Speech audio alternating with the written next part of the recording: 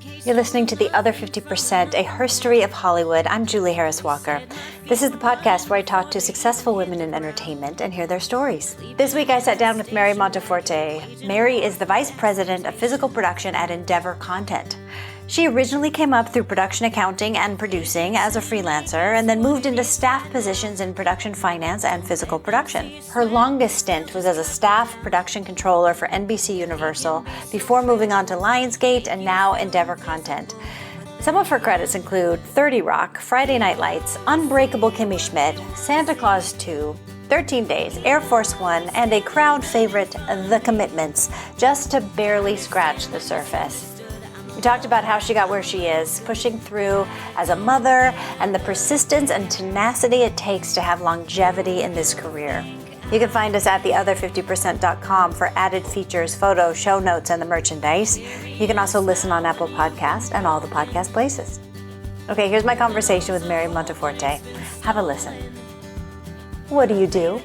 I'm a Vice President Production at Endeavor Content, so I'm a production executive assigned to oversee certain television shows. Like, just from the sounds of it, that sounds like the hottest job in town right now.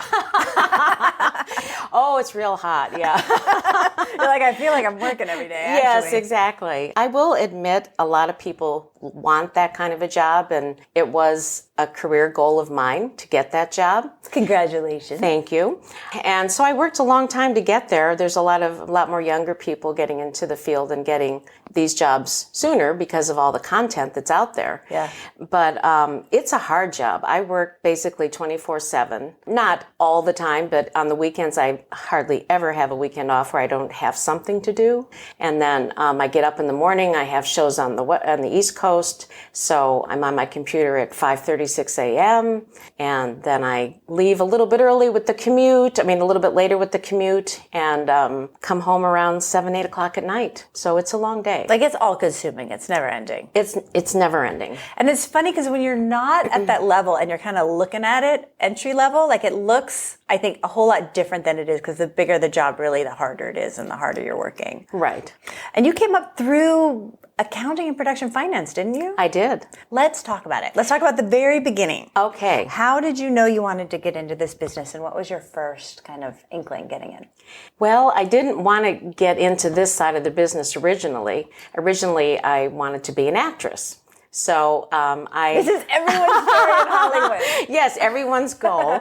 So I had the dream when I was a kid, and I kind of grew up sort of in the business, but more in the music business. My parents were singers. I had aunt and uncle who were kind of famous in the jazz business. Really? And, yeah. And like, they were all professional musicians? All professional.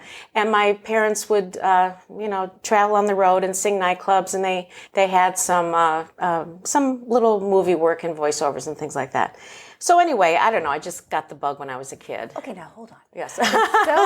So many people come in trying to get in this business, and it's like, it's like going to the moon for their family. Mm-hmm. But to see that you could have a life as an artist, like, I think that's such a different foundation for, I'm going to go into entertainment. Right. It was a different foundation, but I also saw how they struggled financially. My father was always struggling, and then they finally left and he went into real estate, which was another struggle.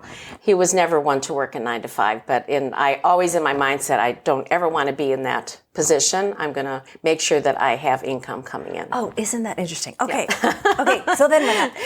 Okay. So then I went to college and I majored in psychology. As you do. Yes, as we all do. And then minored in theater. After I graduated, I moved to San Diego with my parents. They decided to leave Ohio. That's where I'm from, Cleveland. Mm-hmm. And then I stayed down with them for a couple months and came up here to pursue my acting career. Now, isn't it so close, psychology and acting? Studying the human condition. It is. And even, with my job now, I use psychology quite a bit with all the politics and the people I deal with. Every day. Yes, every day. Okay, so you came up here to act? I came up here to act. How did it go? obviously not that well, or I probably would still be doing it. I had, I studied with some good teachers, and I had some bit parts and everything, but it was frustrating, and I was tired of waiting tables, and it's hard to build a 401k. Yes, exactly. So I had a friend out here from school, from college, and he was a high-level finance person at Paramount, and we had lunch one day, and he goes, "Why don't I know you don't want to keep the acting up. Why don't you become a production accountant?" And I said, "What? What is that?" He goes, "Well, you're single and you go on the road and you kind of keep track of budgets for the productions and you can, blah, blah, blah." And I went, "I hate math. Yeah. I mean, I don't know why I would consider doing that." And he goes, "Well, give it a shot, So anyway, long story. Were you mathy at all? No, I never care for math. But could you do it? I can do it, yes. And as I've come to see over the years, I'm very good at it. Yeah. So it was, when you're sometimes in school, you don't realize when you're studying algebra how that really relates to real life. Mm-hmm. So a lot of my job is problem solving. Right. And even doing budgets is a problem solving, but even trying to see how this production could work in a different location, all things being equal, those algebraic equations.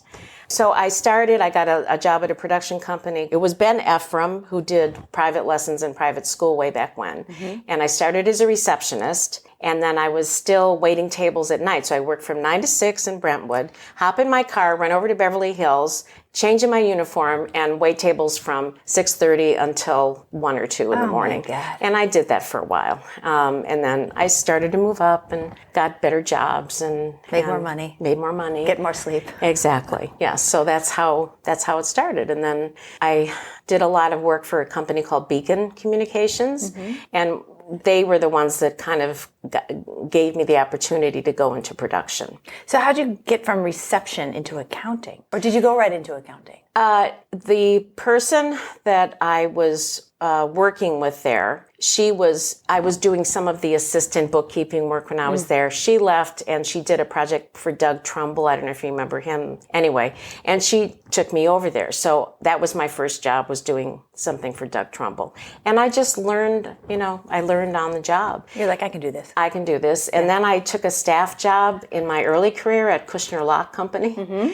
And I moved up there to the production controller pretty quickly. Oh, yeah. So you really got it. I really got it, yeah. And then, that's how I learned, was just on the job. No special training, no schools, no. Isn't it funny? So many production accountants have this story, and we're in such a shortage right now. Yeah. And do you feel like, now let's go down this rabbit hole. Do you feel like people are training and apprenticing people up as much as they used to? No. It's all happening too fast. It's all happening too fast. I mean, I think if, some of the companies would start, they used to have training programs. I know they did. And I know there's a fellow at UCLA that teaches budgeting and some production accounting. Mm-hmm. But I think they need to do more of that. And what happens is they move up quickly, and then they don't have the knowledge base. Gaps. Yeah, and it's just difficult because you can never count, like on a show, that's a good team, I'm not going to worry about anything. They've got me covered. Yeah. And so it's difficult right now. I think the most difficult jobs to fill are line producers, production managers, and accountants. I mean, there's the opportunity, people. Right. Yeah, and I would love it if we could grab some accountants like out of public accounting or out of actual finance and accounting school who want to do something different and more fun. Okay, here's my call for accountants. Okay, so then it looked like from your IMDb that you were then freelance production accounting for a while? I did freelance. Did a bunch of movies? Yeah, movies back then. I was TV and then went out and did films. And then in the midst of all that, my husband and I opened up a post-production accounting company called Complete Production Accounting, and I ran it with my husband for a couple years. We have a guest house, and so we made that into our office. And then after, no, it wasn't even 2 years. It was about 1 year that I did it with him, and then we were ready to get divorced. And I said, I'm going out in the field. You can have it. So I'm going to travel now. Yeah, it was too much, togetherness. So.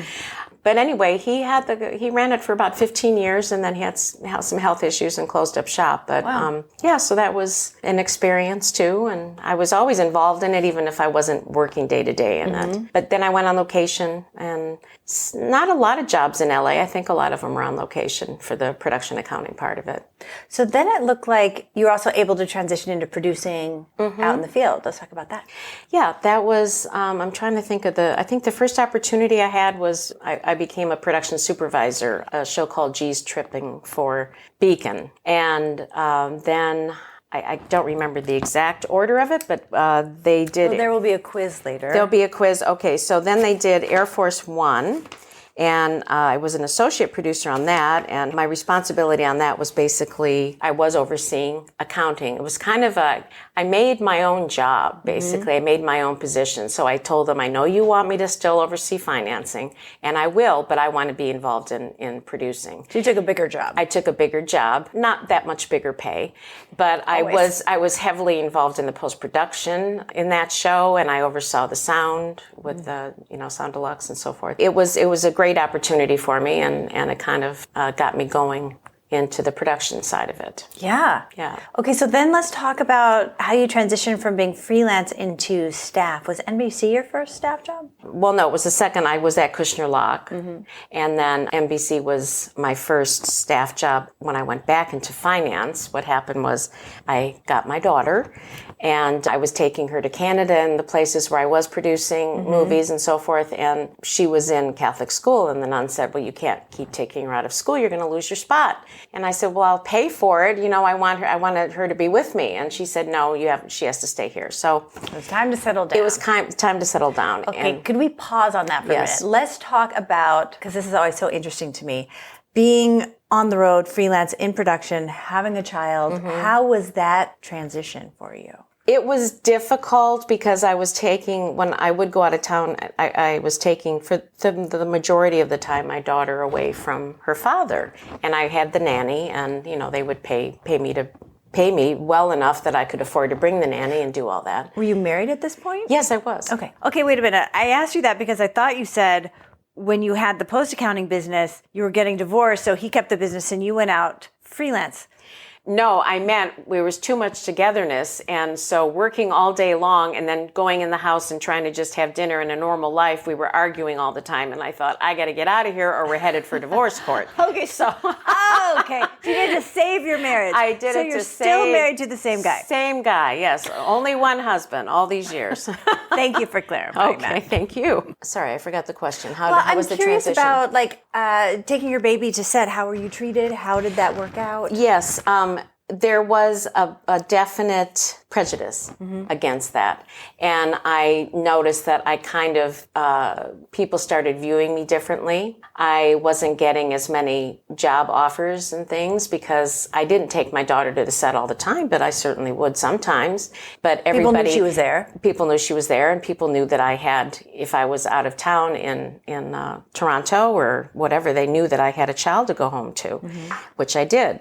So it became a little bit more of a dicey situation, I think. And the staff job allowed me to do the things that I wanted to do and be involved with her schooling as she grew up and be a dance mom. She always was in the performing arts, and I did a lot of things with her during the school years, which I wouldn't, change for anything. She could be around and plan. Right. And isn't it funny that the assumption on a production is that no one has a family to go home to? Yes. Yeah. It's do you think that's the truth, or do you think that's the perception? No, it's the perception. And everybody, I think it's a little bit of everyone's telling this lie to themselves and to everyone around them, because if you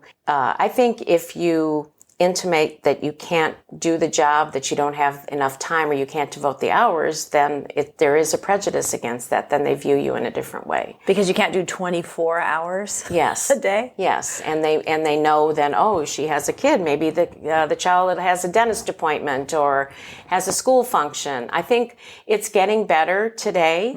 But 20-some years ago, my daughter's almost 24. So those many years ago, that was a lot different. And 20 years ago, how many women were doing the job that you were doing? Not as many as there are today. There was a few of us, there was, I shouldn't say a few, there was quite a few. And Nancy Ray Stone, we both worked at Beacon, and now, she's at the Film Commission. So she and I, and many other women, but it wasn't as populated then as it is now. Okay, so now let's focus on NBC. Okay. How was that job? It was a production finance job? I went back to the production finance, and I was a production controller. So I oversaw a stable of shows, but more concentrating on the budgetary and the accounting. So that side of it. And it was, I was there almost 11 years, and then it was time for me to go. I think there was a lot of turnover there, and it became not so much fun to go to work anymore. That's when you know. That's when you know. It's time. Yeah, it's time. So I left, went back out in the field, did a couple freelance shows, went down to Puerto Rico to do something, came back, took a job at Lionsgate to do in production, doing budgeting, and then this came up at Endeavor Content. That's great. So you started Endeavor Content on the production finance side, didn't you? No, both actually. When I got hired there, I was hired as a VP production, but I was also hired to start the production finance because they knew my background and oversee shows as a production executive. So I was my gosh. I was extremely busy, and I was doing features as well as television. And I had a staff of one. So wait, that's madness. Yes, it was madness. So, we're finally getting staffed, and they finally do have another person that is dedicated to production finance, and lucky enough that he's got, I don't know if it's 3 or 4 people working for him now, and I am strictly doing production executive work. Now, are you hiring more production executives, or are you a one-woman band? No. Right now we have 2 others, and I think he's planning in this next year to bring on 1 more because the slate we have is pretty large. Yeah. Yeah. Like, a couple of things I'm so interested in is because of the way that this business is, like, if you're a smart and competent person who works really hard, you can do really well. Like, having not gone to film school or not gone to accounting school and still to be in the position that you're in. Right. What do you attribute that to? I attribute to having a very strong work ethic and never giving up. And my career has not been a bed of roses. I've had some unfortunate experiences and bad experiences, but I just always forged ahead. And I always had that in the back of my mind that I was never going to I didn't ever want to be in bad financial straits. So I would, if I had to change course direction a little bit, I would change it. But That's motivating. Yeah. Yes. So, I just hung in there and worked my way up. I actually, I don't know if we want to keep this in or not. I think it's sort of well known, but I did have a couple bouts of breast cancer. And, I didn't know that. Yeah, and it slowed me down for a little bit, but I got back on my horse and continued on. Wow. Yeah. Good for you. Yeah. Did you feel, with all the Me Too talk and actually when I started the podcast, it was much before Me Too, and we were talking a lot about like unconscious bias and discrimination for women at work and things like that. Did you consciously feel any of that as you were coming up? Yes, I felt it more, I think, in the pay rather than I was, the fact of me being a woman. I do know that I was underpaid. I still believe I'm underpaid for my job compared to my male counterparts. And then how do you know? How do you know that you are?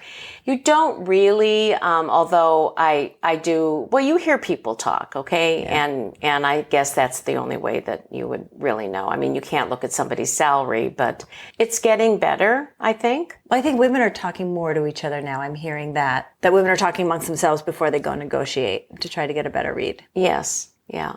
But I still think the perception is there's a boys club and you do your job, and if we need you, we'll let you know. That resonates. Yes.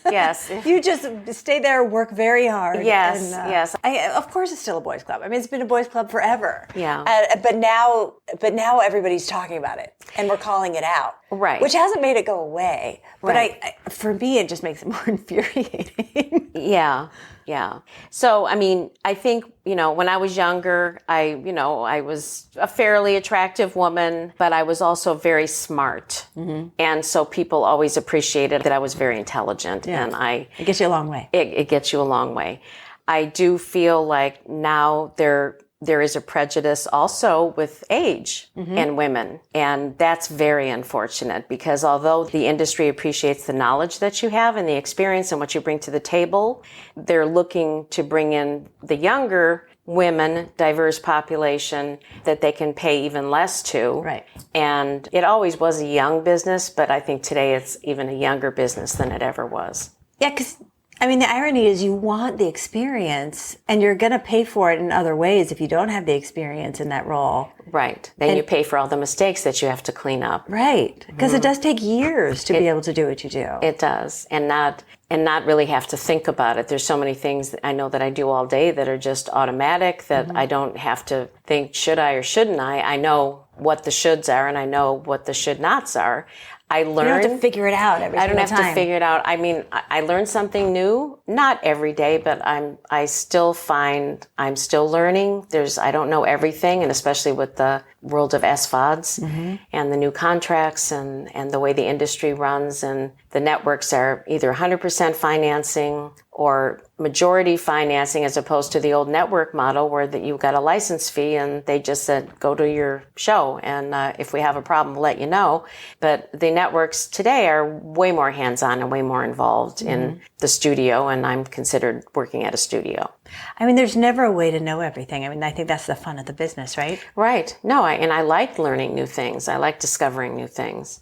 It's interesting to me how it feels like everybody now is working with everybody. Like I remember interviewing Sherry Lansing and she was talking about during her time, there were a couple films where they had this brand new idea of let's mitigate the risk a little bit by partnering with someone and doing a co-production. And that was revolutionary at the time. Right. But now it feels like hardly anybody is doing anything by themselves. Like I'm sure you're producing content for everybody. Yes. And all vice kinds versa. of partners and creative partners. And yes, yeah, it's I don't even think there is one project that we're just doing by ourselves. It's always with someone else. Yeah. Yeah. Which is kind of great because as it's such a, here I'm now pontificating on instead of asking a question, but because it's such a networking business and now it feels like everybody knows each other way more than they ever did. Yeah. Because you're not in your little studio silo. True. What's the favorite part about your job? I like putting things together.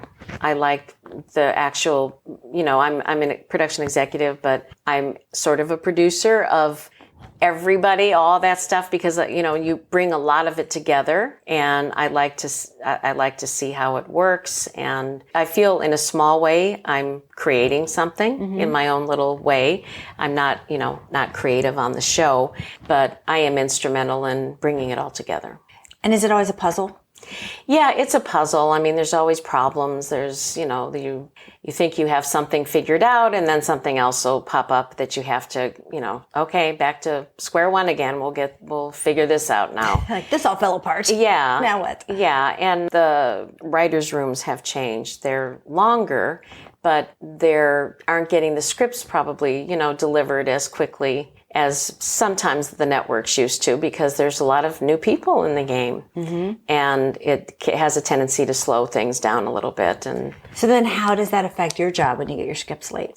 Well, in a really horrible way, it would have to shut production down and reduce an order if you just can't get enough out to make the delivery date. And you would have to take an unplanned hiatus and get caught up. Get it together, people. Yes.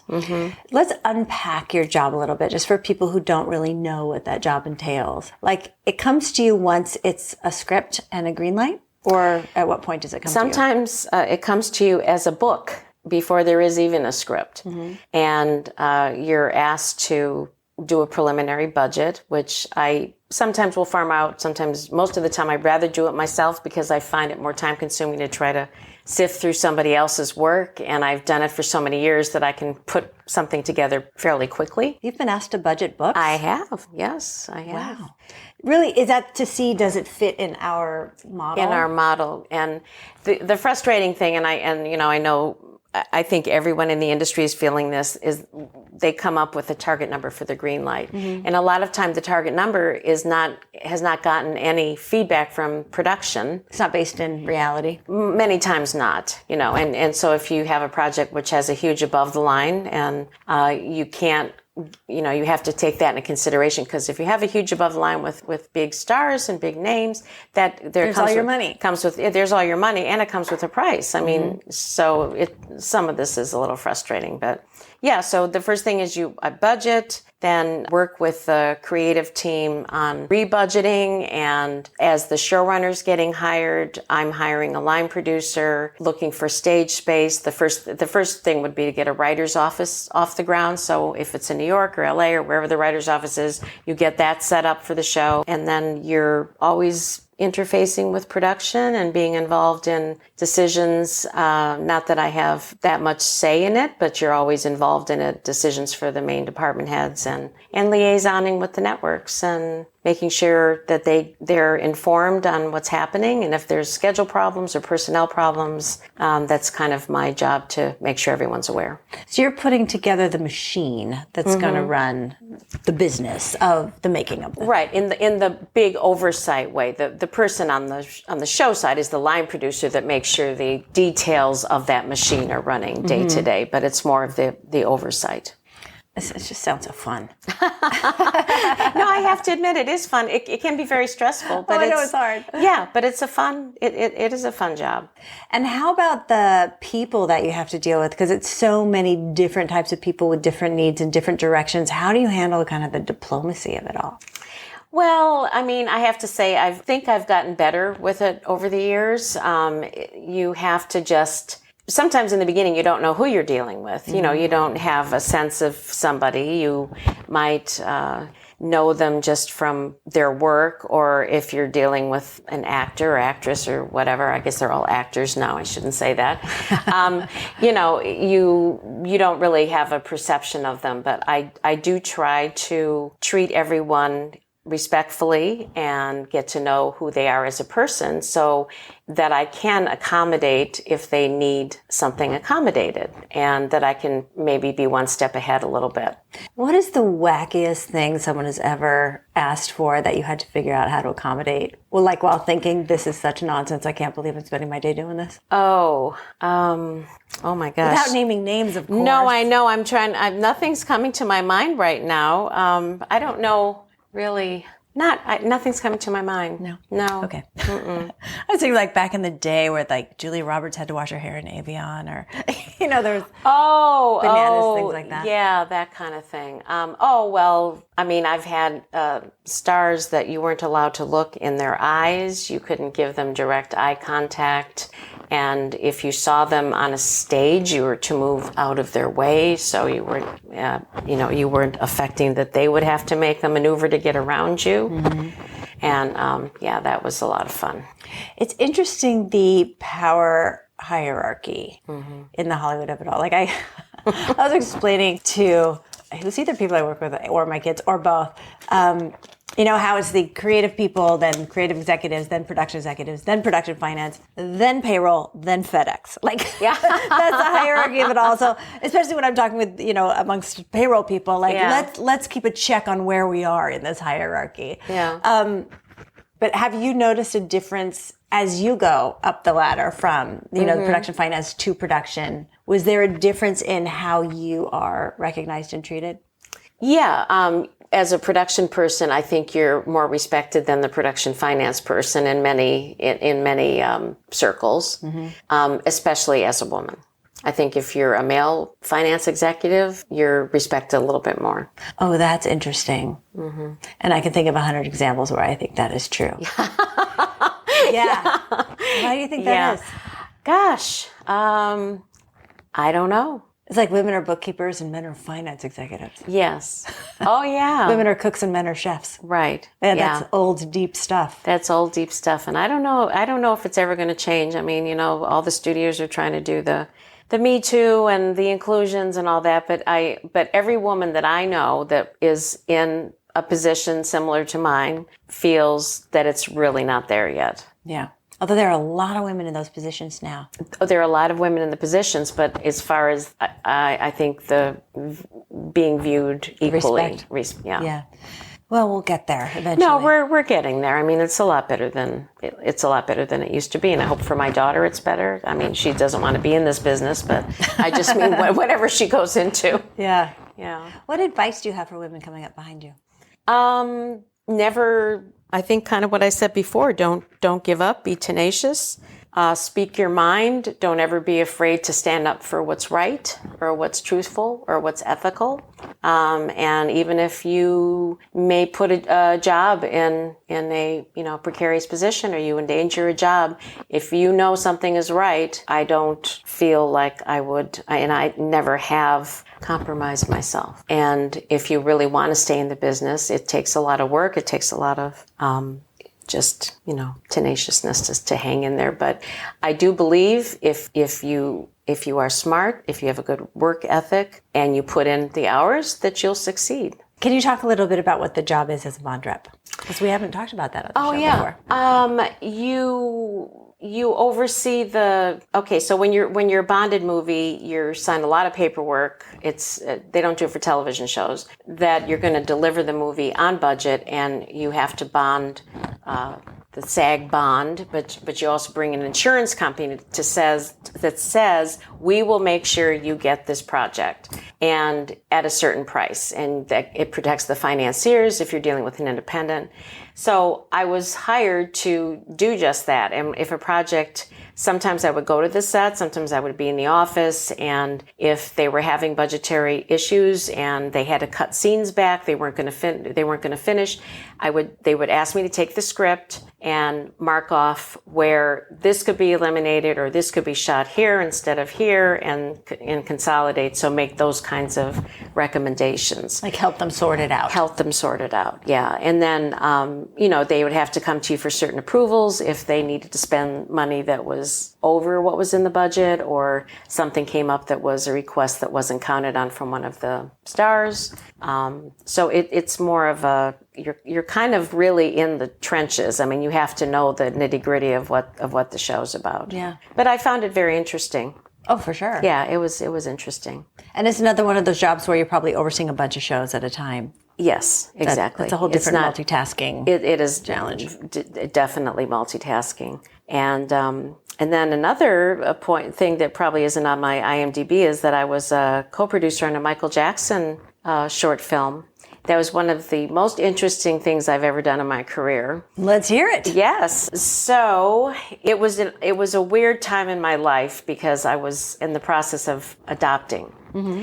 I remember hiring Russell Carpenter as the DP, who had won the Academy Award for Titanic, and we were working with Stan Winston, and then I was involved in not auditioning, but doing paperwork for all of Michael's dancers, and I had people that I knew. I worked on Tales from the Crypt way back when, so I had people from there that came in, costumer, and it was such an interesting thing. It was when the controversy was breaking about Michael, so I was always a little bit squeamish, about that.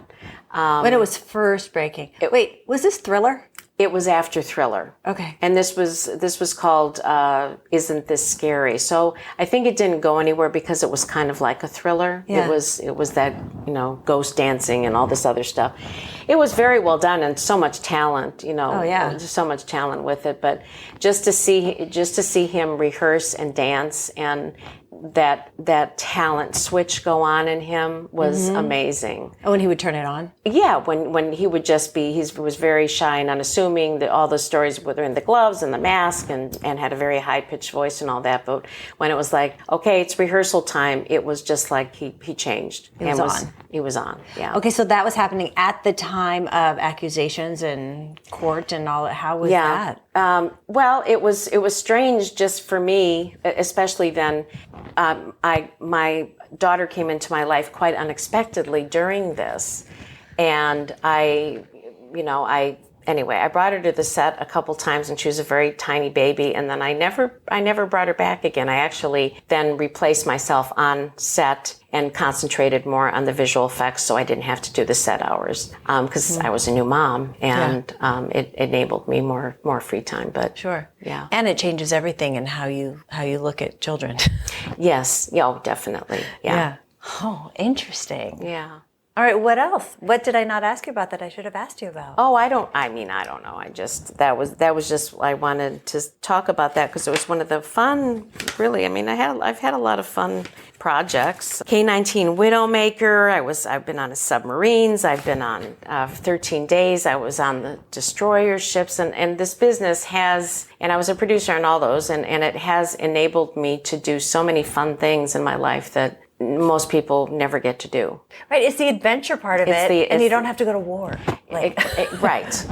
And it's just being able to actually have those experiences. So. It's incredible. Yeah. I don't let any grass grow underneath my feet. No. I like to keep going. I like to keep busy, and I enjoy what I do. Wonderful. Yeah. Thank you so much. Well, thank you. Now, a quick update since we recorded this episode. Mary's husband, Sam, of 28 years, sadly passed away. So I want to send my deepest condolences and sympathies to Mary, and let's dedicate this episode to her husband, Sam. You've been listening to The Other 50%, a herstory of Hollywood. I'm Julie Harris Walker. I'd like to thank Mary Montiforte for sharing her story. And special thanks to Jay Rowe, Danny Rosner, and Allison McQuaid for the music. Please find us on your favorite podcast provider and leave a review. And of course, on our website, theother50%.com, all spelled out, for added features, bios of our guests, pictures, and the merch. You can also follow us on all the social media platforms. Thanks for listening. See you next time.